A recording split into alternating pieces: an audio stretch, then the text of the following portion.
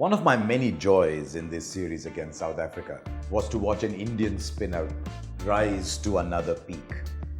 You might look back and say, hang on, Ravichandran Ashwin has done well in home conditions in the past as well, and so why should that be such a surprise? But I think he took on the mantle of leadership, and I think in his mind, in his performances, he's ascended to another level. I think he's discovered himself now.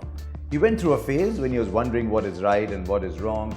He experimented with his line, he experimented with his variations, and now he realizes what is best for him.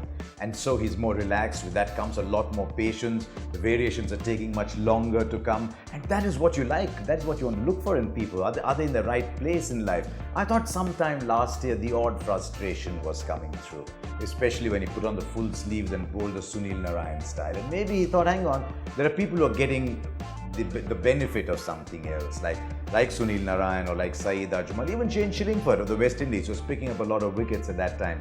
But Ashwin luckily has gone back to his classic action, and it's wonderful to see him do that. I asked Sunil Gavaskar in one of the programs how Ashwin rates with the maestros that Gavaskar played against and watched, and without batting an eyelid, he said up there with them. 5 Man of the Series awards in 12 series, the leader of the attack, 31 wickets in a home series. I think all this points to something far, far more significant. Yes, support from Jadeja at the other end. Yes, support from the pitches from time to time. But in home conditions, you expect that. I thought Nagpur gave a little bit more. But he also took wickets in Mohali, which was a good, proper Indian track.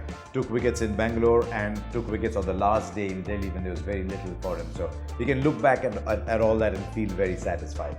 What next then for someone? Because all great players must constantly be seeking newer peaks.